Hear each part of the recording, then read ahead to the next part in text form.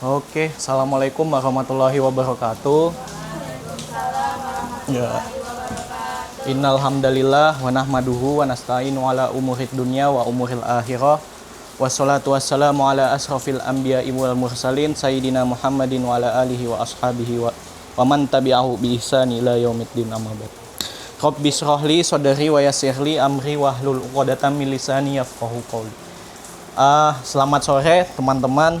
Mungkin tidak perlu terlalu kaku-kaku banget karena hari ini sebenarnya kita mau introduction atau perkenalan tentang istilah yang namanya epistemologi. Epistemologi, ada yang udah tahu mungkin epistemologi itu apa?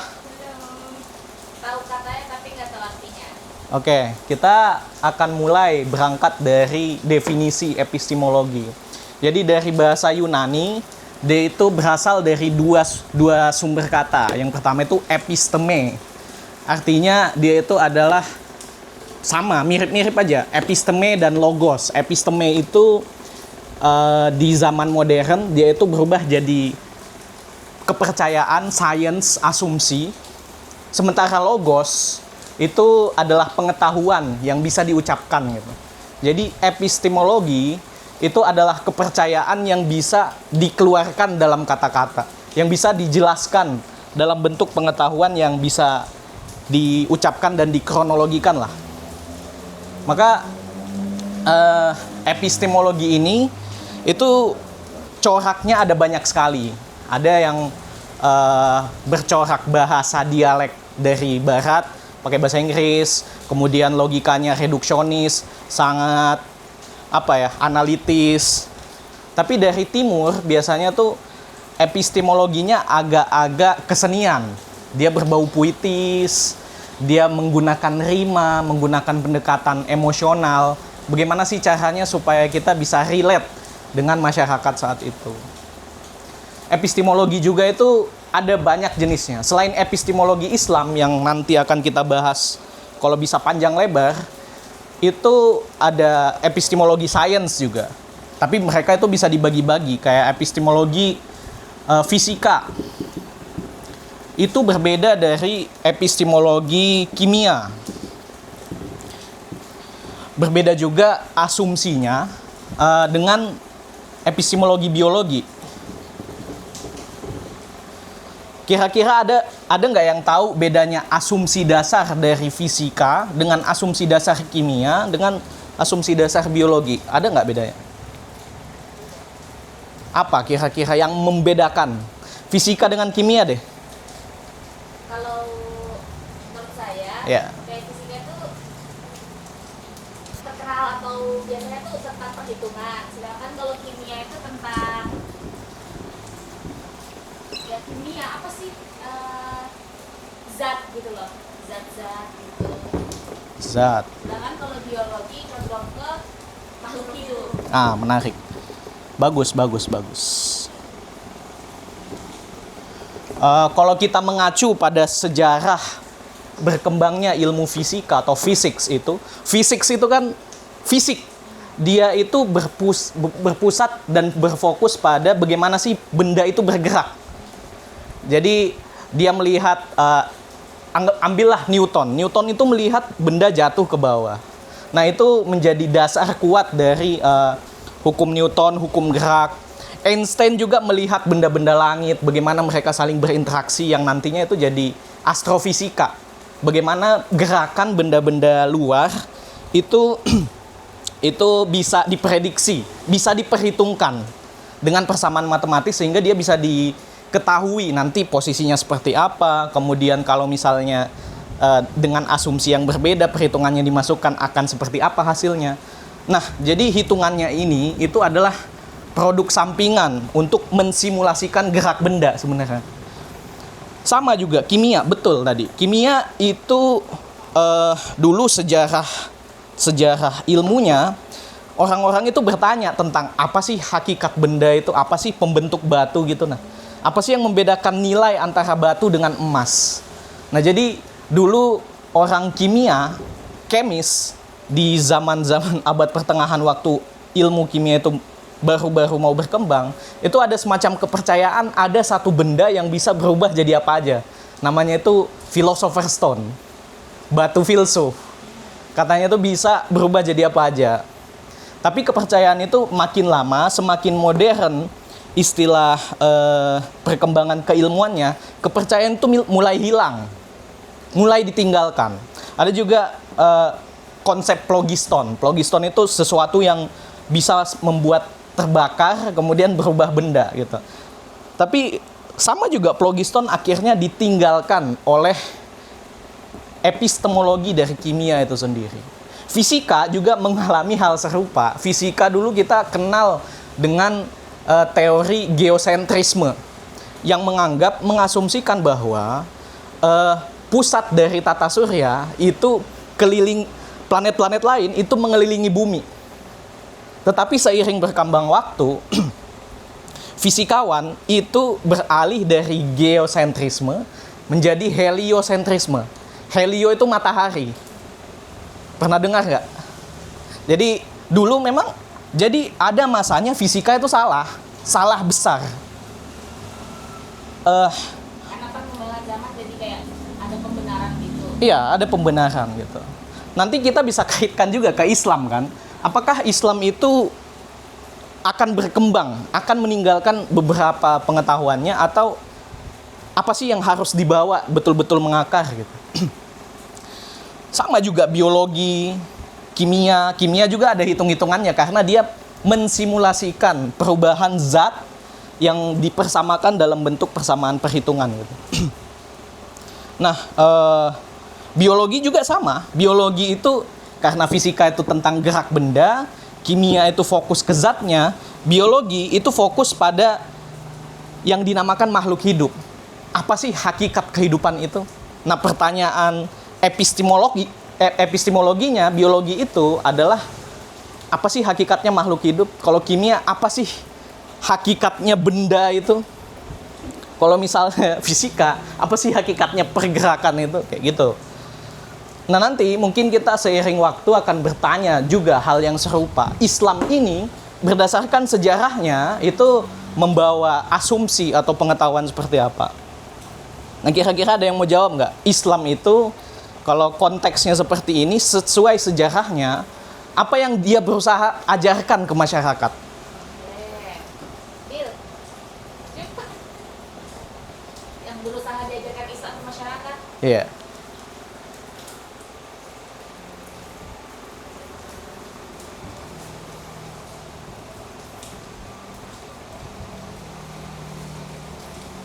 Kalau berbuat baik terlalu klise, terlalu luas jangkauannya, jadi mungkin apa sih namanya, kayak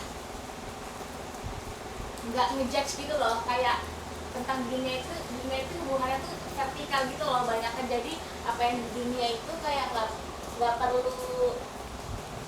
dinilai dan sebagainya gitu loh. Intinya kita tuh manusia aja gitu, nah cukup sebagai manusia gitu, nggak ada menghakimi siapapun.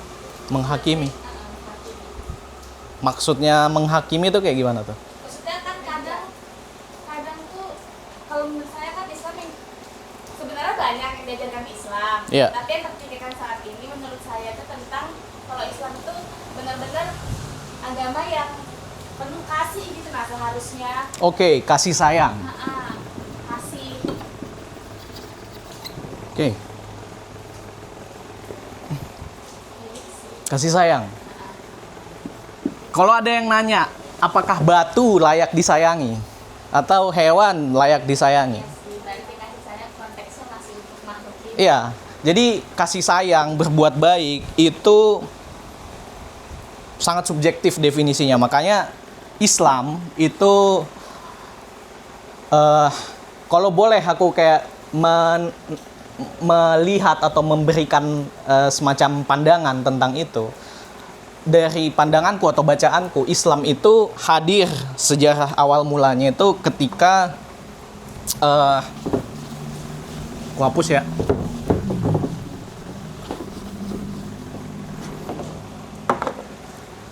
Pernah dengar Islam itu hadir di zaman jahiliyah nggak? Percaya dengan itu? Percaya. Apa yang dimaksud jahiliyah? Bodoh. Jadi siapa yang bodoh waktu itu? Manusia. Manusia. Manusia di situ. Iya. Seluruh dunia. Suku Quraisy berarti. Ya. Bani Makkah lah. Ya. Tapi kalau misalnya tadi kita dilarang untuk mendiskriminasi, artinya kata jahiliyah ini seharusnya nggak pernah ada dong. Pertanyaanku, apakah suku Quraisy atau orang-orang Bani Makkah yang memerintah atau menguasai Ka'bah itu dan menjadikannya sebagai pusat pariwisata dengan menanamkan berbagai macam patung-patung supaya semua orang tuh berkumpul, berhaji ke sana karena Tuhannya ada juga. Oh, ada Tuhanku di situ gitu. Dan pada akhirnya dibangunlah hotel, bangunlah penginapan. Dia jadi pusat perdagangan dan perkumpulan orang-orang di situ. Pertanyaannya, apakah orang yang bisa membuat Mekah itu menjadi pusat pariwisata itu bodoh nggak? Ya bukan bodoh dalam konteks seperti itu, tapi dalam segi Oke. agamanya, pemahamannya tentang Tuhan. Tuhan. Memang pemahaman mereka tentang agama dan Tuhan tuh kayak gimana?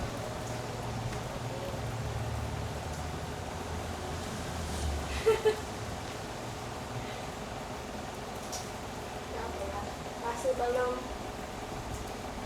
itulah. Oke, kalau misalnya aku juga boleh memberi pandangan istilahnya. Mereka menganggap bahwa Tuhan dan agama itu sebagai sumber untuk memperkaya dirinya sendiri. Atau sebagai alat untuk mempertahankan kekuasaannya dalam memerintah yang namanya kota Mekah itu. Tapi wallahu a'lam ya, Islam di tengah-tengah itu berusaha mengajarkan yang namanya tauhid, bahwasanya Tuhan itu esa, satu, tunggal. Ketika kita terlalu banyak menyembah yang namanya Tuhan, terlalu banyak gitu, kita akan pusing sendiri gitu nah. Jadi tidak fokus. Kita mengejar yang namanya uang, kita mengejar yang namanya pangkat, mengejar yang namanya kebahagiaan, power atau jabatan, itu absurd. Berdasarkan apa ya? Ya tauhid yang kupahami, mengejar hal-hal ini itu absurd gitu nah. Tapi apakah ketika kita bilang bahwa uang itu tidak penting, pangkat itu tidak penting, jabatan itu tidak penting, langsung diterima oleh orang lain? Enggak kan? Makanya dakwah atau fikih ajaran yang dibawa oleh Nabi Muhammad SAW itu agak-agak sangat pelan-pelan lah istilahnya. Nah, dari tauhid ini ada turunannya, dia tuh melalui pemahaman fikih. Fikih itu pemahaman, syariah itu hukum. Pemahaman atas hukum kayak halal haram. Boleh nggak kita membuli orang? Boleh nggak kita mengucapkan sesuatu, memanggil orang itu dengan nama-nama yang jelek gitu? Ya itu akan mencerminkan fikihnya seseorang, pemahamannya seseorang sebenarnya. Tetapi kalau misalnya mereka itu tidak paham yang namanya tauhid, ya bisa jadi fikihnya melenceng. Pertanyaan terbesar sampai sekarang itu memang yang memecah juga agama-agama karena mereka menafsirkan tauhid dengan cara yang berbeda.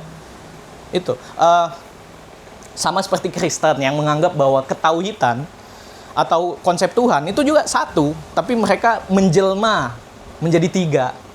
Ada Roh Kudus, ada Tuhan Bapa dan Tuhan Anak yang dimanifestasikan lewat Yesus itu kan, atau Isa Al-Masih gitu. Nah, epistemologi Islam sebenarnya itu mengajarkan kita tentang bagaimana sih caranya mendekatkan diri kepada Tuhan, atau ma'rifatullah, atau mengenal Tuhan itu seperti apa sih? Nah, dulu waktu Nabi itu awal-awal berdakwah, dia itu tidak cara beliau mendakwah, dia tidak langsung mencari orang-orang yang miskin, orang-orang lemah untuk dia cekokin gitu. Tapi dia berawal dari orang-orang yang dia kenal. Memang Nabi ini kan berasal dari keluarga yang baik-baik. Jadi Khadijah, istrinya sendiri itu memang konglomerat. Abu Bakar juga adalah orang yang sangat berpengaruh. Dan ya memang mungkin sudah dipersiapkan oleh Tuhan jalan takdirnya seperti itu. Tetapi yang ingin ku garis bawahi di sini mungkin bukan tentang itu ya. Ada banyak sekali metodologi untuk memahami Islam sebenarnya. Kalau dari Muhammadiyah, kita langsung lompat ke Muhammadiyah ya. Ada yang familiar dengan epistemologinya itu Bayani, Burhani, dan Irfani. Ini aku belajar juga. Ada. Bayani itu apa? Oke, teks. Burhani? Rasio. Dia itu akal.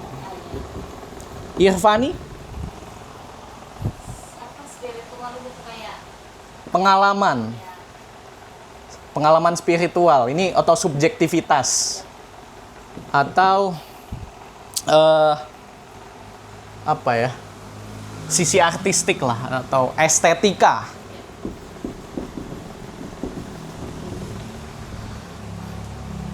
Nah, kita bisa lihat, kita bandingkan kan, Muhammadiyah mencetuskan bahwa epistemologi Islam itu ada 3.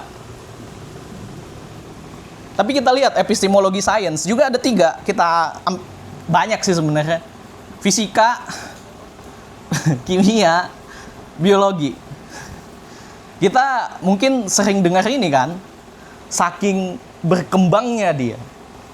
Tetapi ini, aku tidak menyalahkan juga ya, mungkin masih baru banget. Masih baru banget. Jadi mereka belum bisa berdiri sendiri. Bagaimana sih caranya memahami teks? Ini bisa pakai alat yang namanya hermeneutika. Atau seni memahami. Jadi hermeneutika itu sejarahnya juga dikembangkan oleh teman-teman Kristiani ya, untuk memahami teksnya sendiri. Tapi kalau misalnya kita pakai istilah Islam, kita ada juga model tafsir, metodologi tafsir.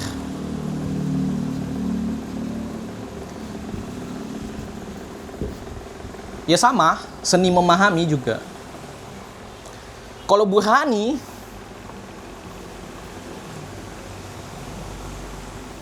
ini kan tafsir nih, tafsir. Kalau punya Islam, metodologi untuk memahami Bayani itu adalah tafsir. Burhani gimana? Bagaimana memahami akal itu sendiri? Gimana? memahami akal. Atau enggak membuat akal itu menjadi lebih maju, logosnya lebih ada. Kita bisa, logos itu kan tadi pengetahuan yang bisa kita ucapkan. Bagaimana akal itu bisa dilatih supaya dia lebih gampang diartikulasikan. Ada nggak Islam itu? Apa Dit? Dia malu-malu. Gimana, Will? Apa ya? Biar apa namanya tadi? Biar terlatih, biar belajar. Oke. Ini ya, Ulang, kebiasaan, kebiasaan, dibiasakan. dibiasakan. Kebiasaan. Kebiasaan itu bukan masuk irfani, pengalaman pribadi, spiritual. Sholat, rajin sholat. Enggak, ini jelasin dulu. Burhan itu kayak, atau nggak kasih contoh deh. Oke. Maksud. Aku jujur juga masih belum tahu ya, Burhani ini kan secara letterlek dia itu penggunaan akal atau menggunakan dalil nakli. Dalil akli. Dalil akli. Tapi tata cara penggunaan dalil akli di dalam Islam itu sendiri biasanya dibatasi dibandingkan dibebaskan. Itu tendensinya Islam seperti itu, dan ada yang menduga bahwa jangan-jangan itu yang menjadi faktor kemunduran Islam. Karena pembatasan dalil akli ini. Makanya pemahaman kita tentang burhani itu masih sangat kurang gitu. Kalau irfani kan kita bisa beda. Kalau irfani kita bisa bilang bahwa ini adalah fikih ibadah lah, ibadah, atau enggak pemahaman tentang maqasidus syariah. Ada yang tahu apa itu maqasidus syariah? Maqasid di logika aja, maqasid apa kira-kira? Makosid. Maksud syariah tadi apa? Hukum.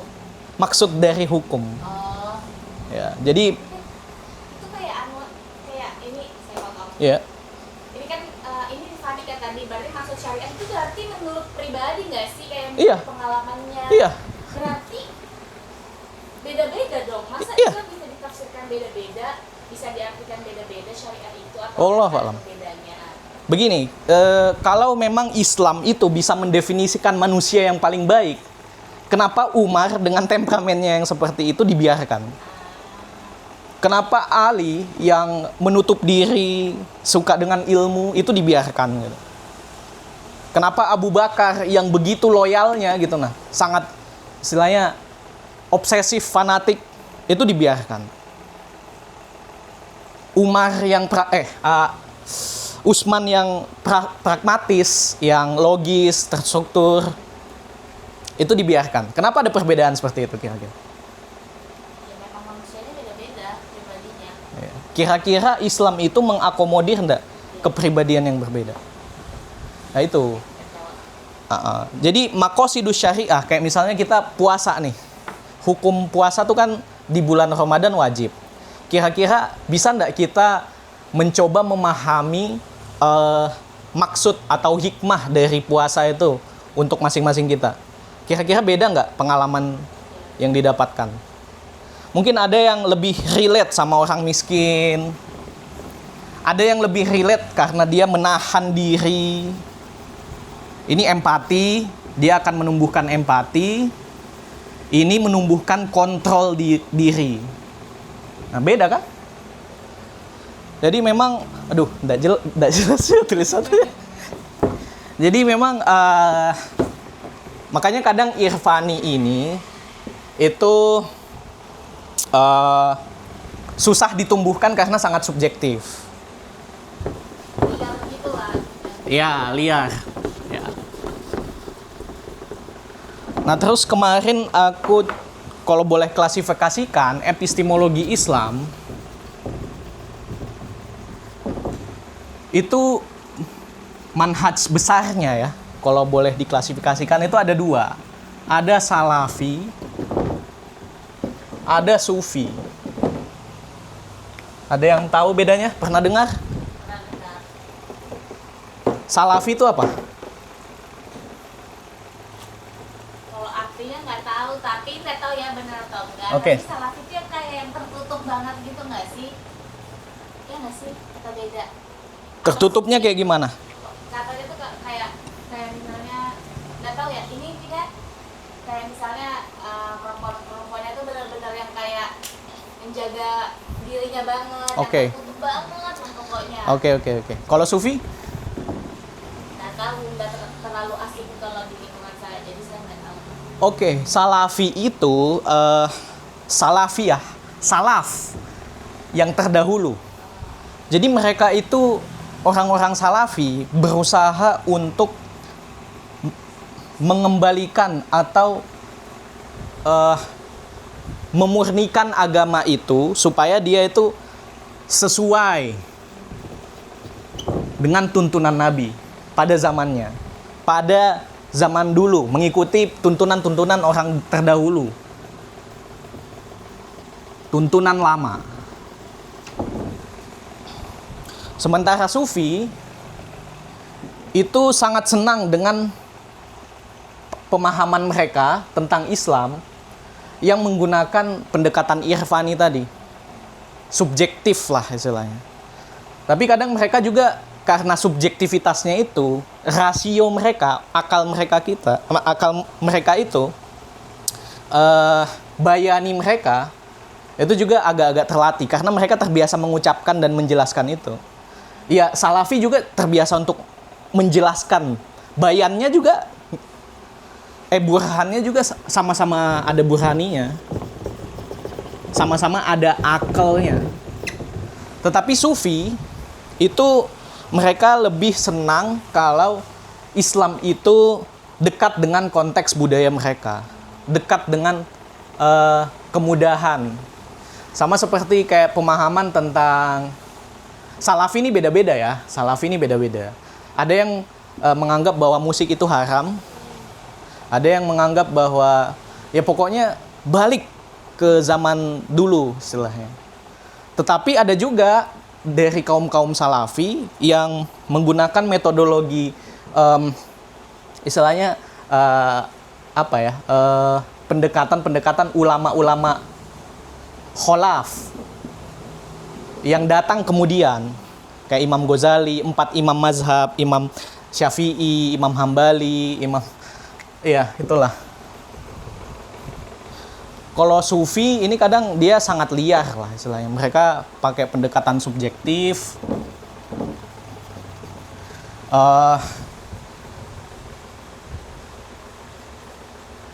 Terus mereka itu yang juga mengklaim bahwa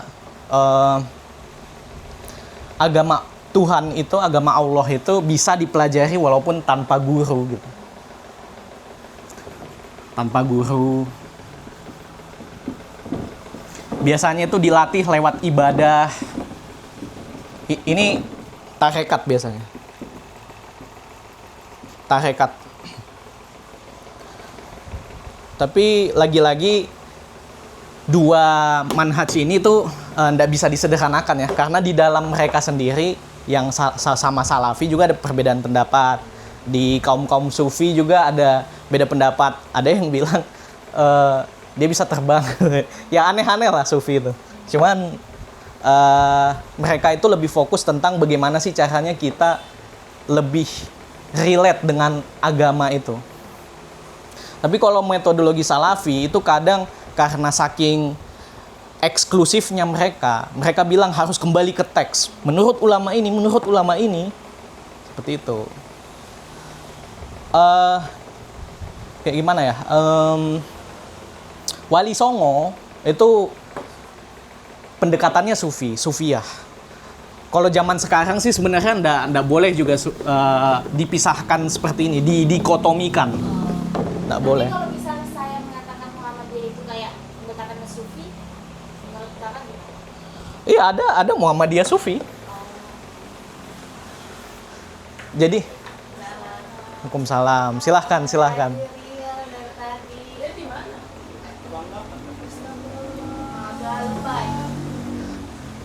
Oke, sampai mana tadi? Jadi tentang Salafi dan Sufi ini, kita sekarang di zaman modern ini itu nggak bisa lagi kita adu lah istilahnya. Karena mereka ada yang menggunakan ini juga. Salafi ada yang mengikuti gaya Sufi, ada juga Sufi yang mengikuti gaya Salafi. Gitu. Supaya mereka saling melengkapi lah istilahnya. Jadi kayak ibarat ini tuh ilmu IPA, ini tuh IPS gitu. Ya, seperti itulah sederhananya. Ini melengkapi kamus-kamus kalian aja supaya mungkin kalau tertarik bisa dicari gitu. Atau sekiranya kalian lebih condong kemana, tertarik untuk mempelajari Islam, mungkin bisa mengulik tadi, aku tertarik sama Sufi gitu. Kira-kira Sufi itu hidupnya kayak gimana sih? Sufi itu kadang mereka tuh agak-agak ekstrim juga. Mungkin Salafi bercadar apa segala macam, mungkin itu kalau itu dikategorikan sebagai ekstrim. Sufi juga ekstrimnya tuh mereka suka melarat, suka nyiksa diri. Puasanya mungkin puasa Daud, kemudian mereka nggak suka kekayaan, kayak gitu-gitu. Zuhud lah, melatih diri zuhud. Tapi wallahu a'lam. Mungkin sampai sini ada pertanyaan? Iya, tanyain dia, Kak, itu apa epistemologi? Oke, epistemologi apa? Ariel, ada tahu? Ngulang lagi dong. Ada catatannya kah? Ini episteme. Ada logos. Episteme itu kalau modern ini tuh bisa dibilang langsung science. Tapi kalau mau lebih mentah lagi itu adalah asumsi atau kepercayaan. Logos itu adalah pengetahuan atau ucapan. Itu. Jadi epistemologi itu adalah asumsi atau kepercayaan yang disusun dalam struktur pengetahuan yang bisa diucapkan. Gitu. Yang bisa direkayasa kembali gitu. Kayak misalnya aku mau bilang 12 kali 3 sama dengan 6 kali 6. Bisa nggak? Hah? Iya, bisa. Bisa kan? Iya, bisa. Atau enggak? Iya. Mau dibalik-balik pun kayak gimana enggak apa-apa. Jadi sama dengan 6 pangkat 2 sama dengan 2 kali 3 pangkat 2. Salah. 2 pangkat 2 sama dengan 2 kali 3 pangkat 2. Kayak gini. Jadi epistemologi itu melatih kita untuk menemukan kembali yang namanya pengetahuan itu. Masya Allah. Waalaikumsalam.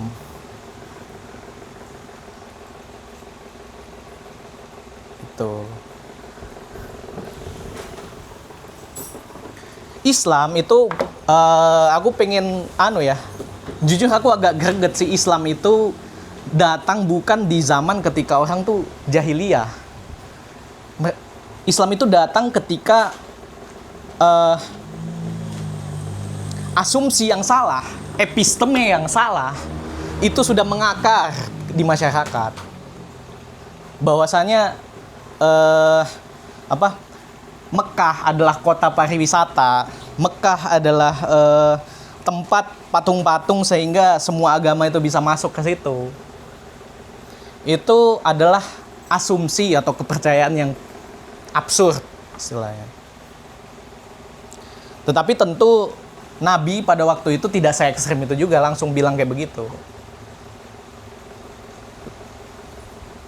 Tapi konteksnya adalah yang ingin diajarkan itu adalah tauhid. Ini tauhid. Tauhid itu bisa dipahami dengan berbagai macam cara. Entah itu lewat ibadah. Ini tadi irfani ya. Bisa lewat mikir logika gitu.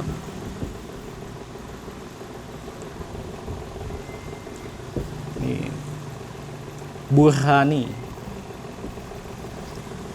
Bisa juga lewat baca. Baca ini bayani. Miring ya ternyata ya. Ya sudahlah.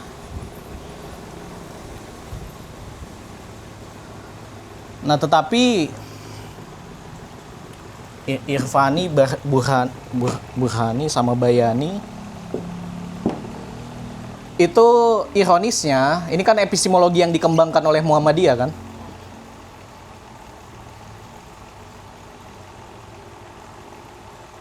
Buat yang baru datang, IPA. Ini epistemologinya kan ada, kita anggaplah fisika, kimia, atau enggak, jangan IPS deh.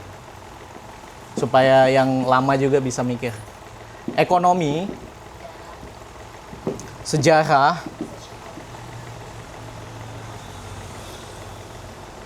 apa ya bagus ya?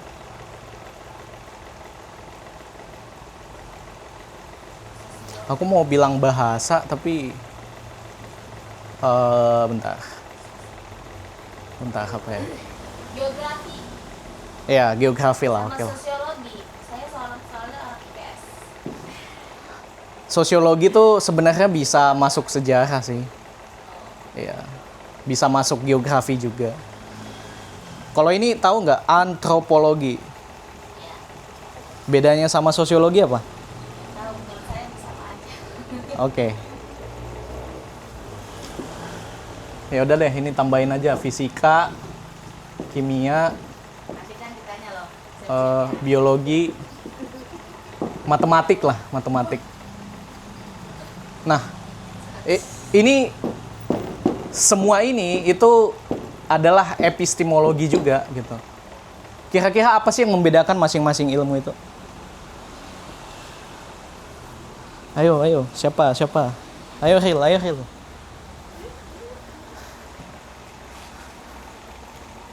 Dari atas deh, Aril. Fisika tuh apa sih yang dipelajarin? Fisika itu masuknya ke ini tentang rumus-rumus. Kimia juga ada rumusnya kan? Tapi kalau kimia lebih ke ini. Kalau biologi kan tumbuhan. Kimia itu lebih ke obat-obatan.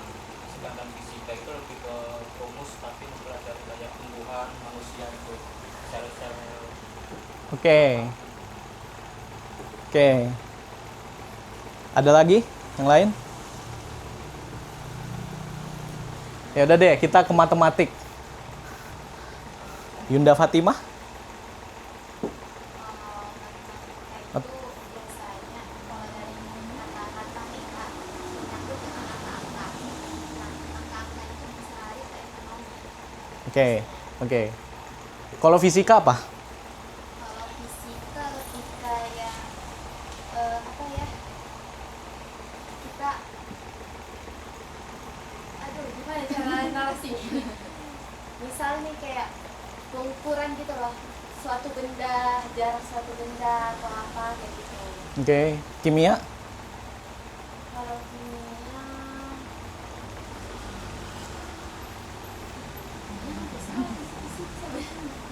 Hah, sama. Bedanya apa?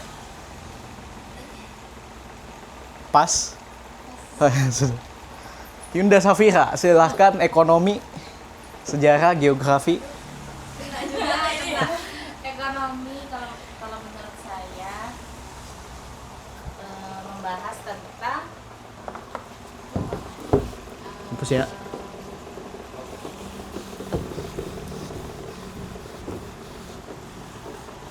iya luas banget sih menurut saya kayak kehidupan gitu loh kayak maksudnya permintaan yang dosa deh yang sederhana aja produksi terus tuh distribusi konsumsi konsumen yang kayak gitu ekonomi ada perhitungannya juga tapi yang dihitung ya tentang hal-hal itunya dari tiga itu yang saya sebut tadi kalau sejarah ya jelas. Iya ada bedanya ekonomi sama sosiologi deh.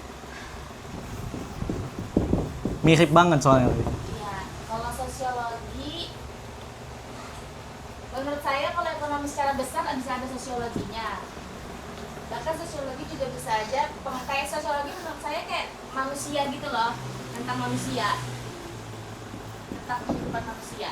Kayak dia berbuat ini karena apa, terus tuh kayak motifnya ini apa, terus tuh kira-kira kalau dia berbuat ini apa yang terjadi. Oke. Mungkin ya. Oke. Yunda Nabila, sejarah, geografi. Kok ada Muhammadiyah nyempil di sini? Hah? Sejarah sama geografi. Iya. Bedanya apa? Kalau pemahaman saya kalau sejarah ya berarti tentang sejarah tentang berbagai macam sejarah itu mau tentang ya agama itu tadi, negara, terus apa sih? Negara. Merdekanya suatu negara. Merdeka. gitu kan. Oh, Kalau negara. misalnya geografi itu lebih ke lempeng bumi apa sih? Negara ya. Lempeng bumi apa sih? Iya. Kayak iya, pokoknya tentang bumi lah. Pergerakan Struktur bumi, ya, ya. struktur tanah, segala macam. Langit. Ya, langit. Oke. Kita ke Yunda Fitri. Kira-kira fisika, kimia, biologi bedanya apa? Kalau ditanya ya antara fisika kimia biologi sebenarnya ya aja kayak SMK kayaknya. Karena saya SMK Tanjung Batu kemarin saya pelajari IPA, IPS gitu. Yang jurusan IPA biasanya sekarang. Nah, masuk bukan jurusan IPA. Tapi kalau dibilang fisika itu tadi itu mempelajari tentang apa tadi? Pas. Artinya biologi itu mempelajari tentang bagaimana apa ya bahasanya?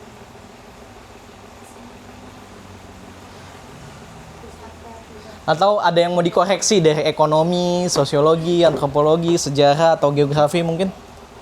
Bukan mengkoreksi ya, maksudnya Menambahkan? ya mungkin kalau untuk sejarah ya sama ini tadi dengan Yud bilang tadi kalau kita mendengar sejarah otomatis sejarah yang kita pahami bahwasanya itu merupakan latar belakang daripada suatu entah itu negara maupun latar belakang daripada sebuah kehidupan yaitu dari mempelajari agama dan lain-lain.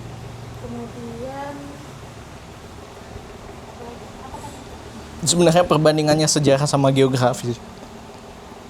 Saya belum jauh belajar tentang itu. Oke. Menarik ya, terima kasih pendapatnya teman-teman. Mungkin kita balik lagi tentang epistemologi fisika. Penting sebenarnya untuk kita bisa membedakan istilahnya tuh beda-beda keilmuan. Karena ketika kita di masa depan nanti mungkin punya bisnis, punya apa, kita punya imaji atau bayangan yang jelas tentang ilmu itu tuh tentang apa sih sebenarnya. Fisika sama seperti namanya, fisik. Dia tuh mempelajari tentang bentuk benda, termasuk bentuk dan gerakannya sebenarnya. Gerak benda. Apa sih korelasi gerak benda dengan bentuknya, kemudian beratnya, segala macam. Makanya ada pengukuran. Fisika itu juga kan ya pasti akan mengukur panjang. Apa sih korelasi panjang dengan gerak suatu benda itu. Itu.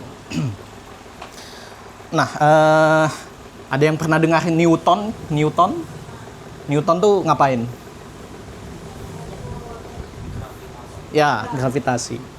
Nah, seperti itu. Jadi Newton itu sangat terkenal dalam fisika karena dia merumuskan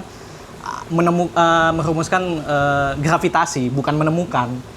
Kalau misalnya ya dia merumuskan bahwa notasi gravitasi itu ketika ada benda yang jatuh dari atas bumi, dia akan jatuh ke bawah gitu, dengan percepatan sekian.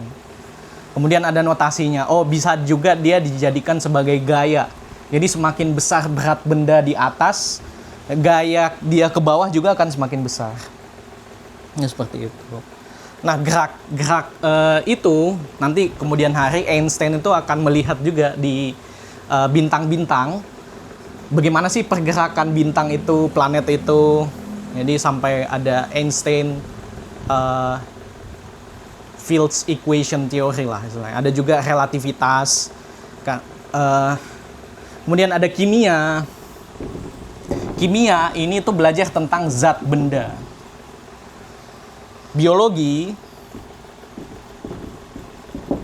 itu belajar tentang makhluk hidup.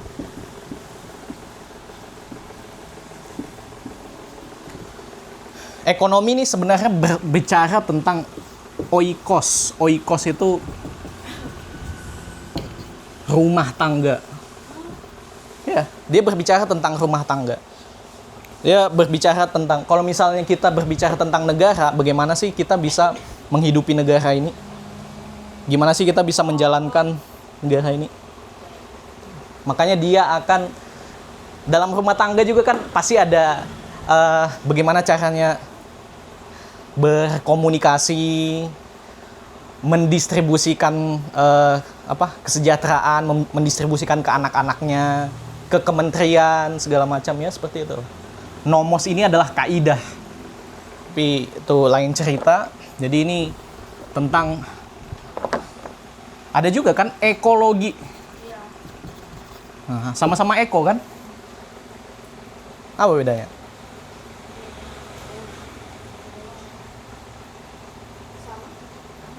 Beda. Ya, ini ekologi ini lebih ke dia logos. Jadi pengamatannya atau pengetahuannya itu biasanya tentang biologi, unsur abiotik dan biotik, kimia. Tapi dia seputar tentang apa yang ada di lingkungan gitu.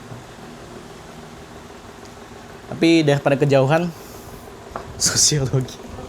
Ini mah kayak nyebut-nyebutin. Kapan Islamnya ya? Sudahlah, nantilah kapan-kapan.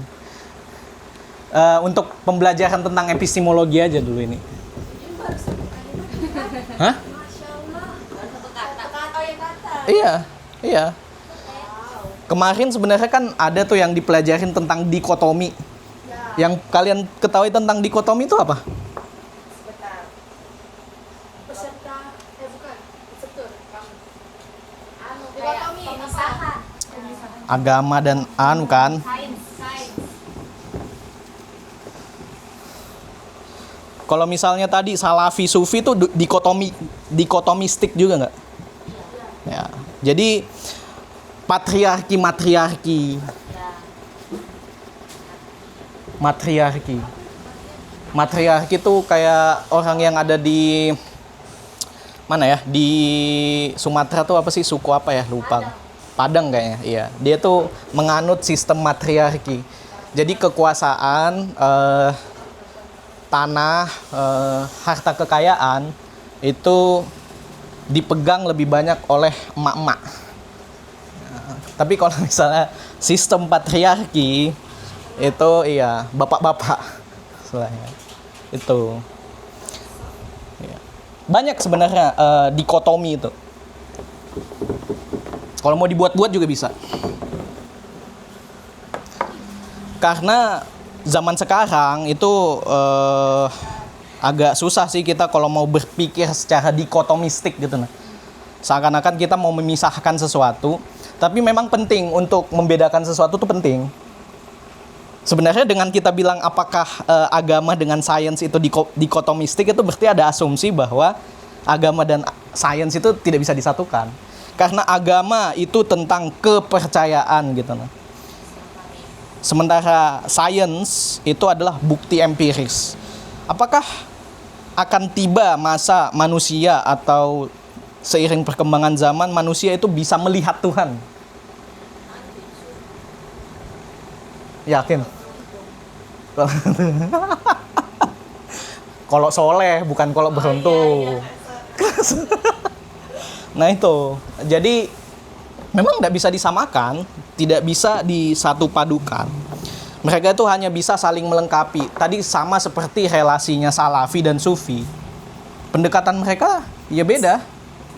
Satunya sangat senang menggunakan pengalaman spiritual mereka dalam menghayati ibadah mereka. Satunya lagi sangat senang untuk mengkaji pengalaman-pengalaman oleh ulama-ulama yang dianggap atau tokoh-tokoh yang dianggap soleh. Kemudian mereka mengambil pelajaran ke situ.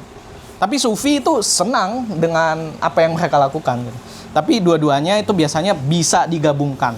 Tapi saling melengkapi. Tapi tidak bisa jadi satu. Nah, balik lagi tentang epistemologi itu. Penting kita untuk bisa membedakan epistemologi atau pengetahuan itu. Mana sih pengetahuan yang dari Islam? Mana sih pengetahuan yang dari sains? Atau apa sih pengetahuan itu? Nah, kalau definisi tentang pengetahuan itu biasanya masuk ke ontologi sebenarnya, tapi nantilah. Tapi penasaran juga aku. Kalian bisa nggak masing-masing? Apa sih pengetahuan itu? Ada yang mau jawab? Pengetahuan itu apa? Ayo, kamu jawab kan. Ya sudah, dari sini. Satu kata. Ya, enggak. Satu paragraf juga enggak apa-apa. Jadi pengetahuan itu adalah ilmu. Pengetahuan itu adalah tarikan dari pengetahuan. Banyak sih kan, kalau pengetahuan itu luas kan. Yang penting pengetahuan itu ilmu. Ilmu yang kita cari dan kita dapatkan. Adakah pengetahuan yang tidak perlu dicari? Tiba-tiba ada aja. Pengalaman, hal yang jadi Diceritakan. kebiasaan yang didengar. Iya. Betul, betul. Pengalaman, subjektivitas itu bisa jadi ilmu. Dia tidak bisa dinafikan gitu nah. Kayak tapi ketika dia diucapkan atau disebarkan ke orang lain, mau kayak gimana pun kamu nggak bisa ngeyakinin orang itu karena beda pengalamannya. Tuh. Jadi biasanya ilmu yang diajarkan dalam kelas atau di ruang-ruang diskusi itu biasanya ilmu yang punya korespondensi dan dia itu koheren atau dia koheren. Koheren. Koresponden, ada yang tahu koresponden kayak gimana?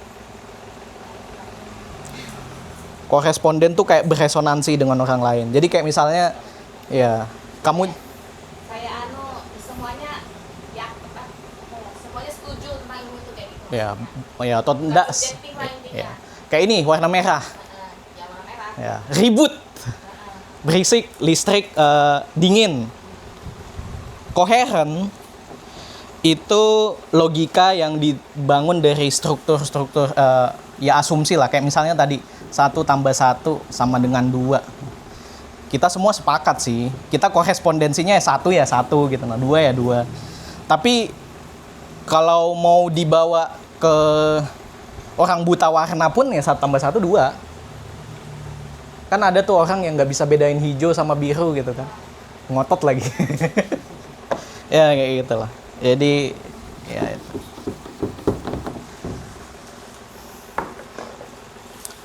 Balik lagi ke sosiologi dan antropologi.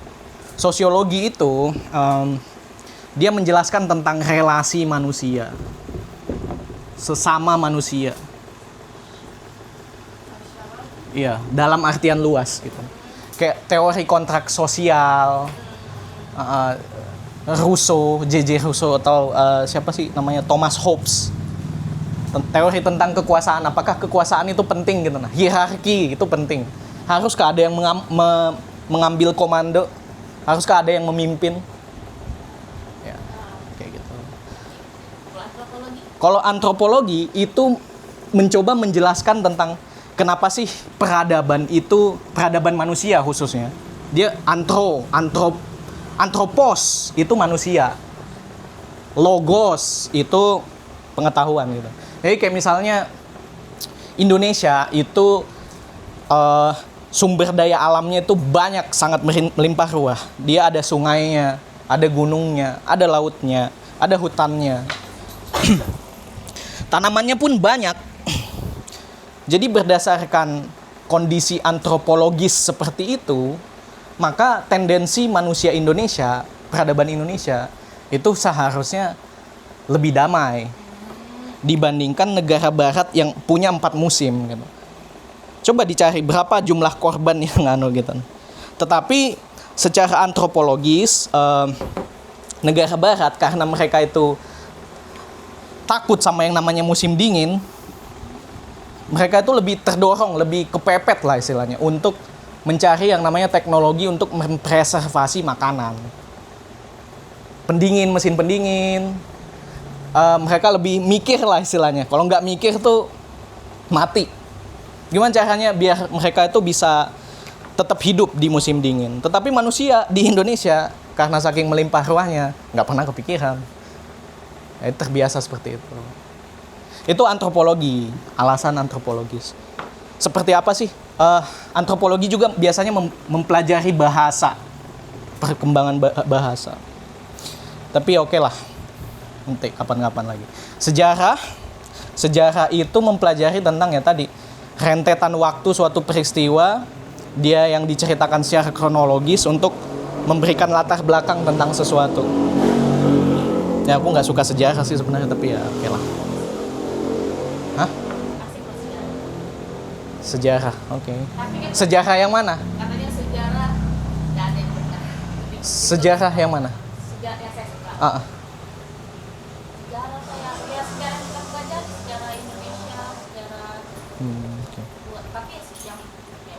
Iya.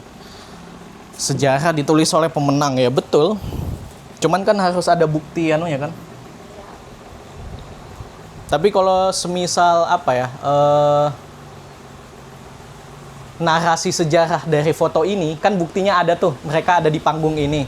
Tetapi narasinya mereka ini lakukan dengan mereka baru bangun tidur dengan ngantuk-ngantuk datang, atau mereka itu dengan bangga hati setelah menang lomba debat apa segala macam. Nah, itu narasi seperti itu yang bisa dibumbuin. Tapi ya gitulah. Mirip-mirip juga sih sebenarnya sama antropologi. Geografi ini biasanya mempelajari tentang bumi dan grafiknya dan penggambarannya. Agak luas sih, tapi ya oke lah. Kita balik ke epistemologi Islam. Sampai sini ada yang mau ditanyakan? Lanjut, tanyain mereka apa epistemologi Islam. Ya. Pendapat kalian sih.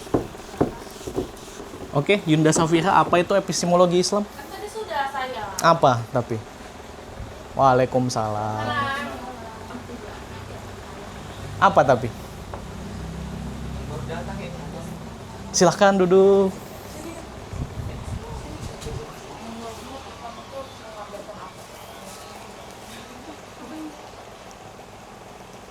Oke. Karena kita tadi udah melihat apa sih yang dipelajari masing-masing epistemologi tadi itu. Sekarang aku mau nanya, kira-kira apa sih yang berusaha ditanamkan Islam berdasarkan rentetan sejarahnya? Aku mungkin ngasih trivia unik yang aku senang juga menjelaskan tentang fisika, keterbatasan fisika, kimia. Fisika itu dulu dia kan belajar tentang gerak kan, gerak. Tapi mereka itu pernah terjebak dalam narasi geosentrisme. Ada yang tahu geosentris itu apa? Geo itu apa? Bumi. Sentris itu apa? Tengah, pusat. Jadi di zaman pertengahan dulu waktu di Eropa gereja itu berkuasa, paham tentang bumi adalah pusat dari tata surya itu menyebar luas. Tetapi karena beberapa pengamat fisikawan itu melihat ada orbit yang tidak koheren istilahnya. Jadi ada orbit setiap setahun sekali mereka tuh ada relatif kepada bumi, mereka tuh buat pergerakan yang kayak gini. Tiba-tiba ini bumi nih. Ini bumi, mereka melihat mereka berjalan mundur di sini. Lalu tiba-tiba mundur lagi nih satu planet atau satu bintang. Jadi di situ muncul mulai pertanyaan, apakah geosentrisme itu betul? Seiring perkembangan waktu, perkembangan zaman, perkembangan ilmu pengetahuan, maka ini mulai ditinggalkan. Ini adalah heliosentris. Sekarang kita doktrinnya adalah heliosentris, bahwasanya pusat dari tata surya itu adalah helio itu apa? Matahari, ya, matahari.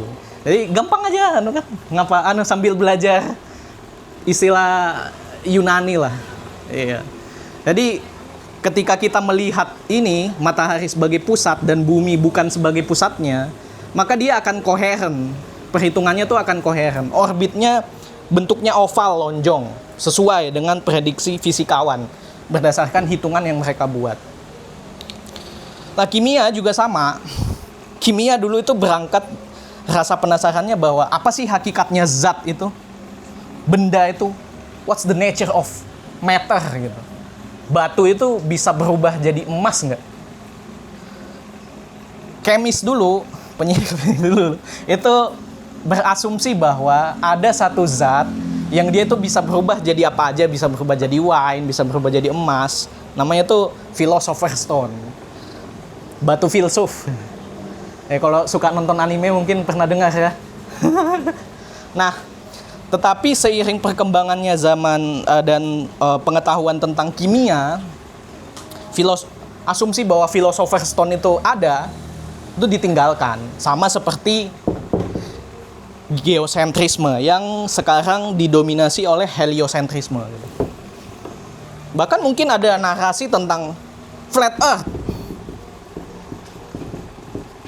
Ada yang tahu flat earth itu apa? Bumi datar. Ada yang percaya flat earth? Enggak apa-apa loh. Kak, mau Bah. tanya, Oh ya, silakan. kenapa ada banyak banget apa Kepercayaan. berarti kan ada yang katanya ini apa ya namanya itu? Lupa saya. Ya, intinya itu katanya belum ada yang pernah keluar bumi dan sebagainya. Iya. Berarti yang gila. Makanya kenapa banyak banget? Kan ada yang bilang bumi bulat, bumi kotak. Berarti masih belum jelas. Masih nggak bisa jelas kenapa kayak mana. Oke, itu biasanya diutarakan oleh yang percaya tentang bumi datar, gitu kan. Karena mereka tidak pernah, coba deh suruh amatin bintang gitu. Perhitungan bintang, terus pada bulan sekian mereka bergeser berapa sudut. Suruh aja beli teleskop gitu sekarang. Terus dan cari tempat ya. Sekarang agak gelap sih karena mungkin kebanyakan polusi sekarang.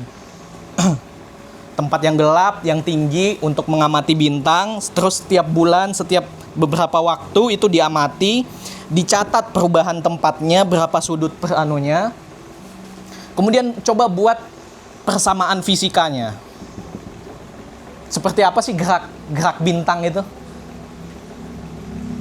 Kenapa ada narasi yang menyebar seperti ini? Ya sama, aku tanya, kenapa geosentrisme dipertahankan sama gereja?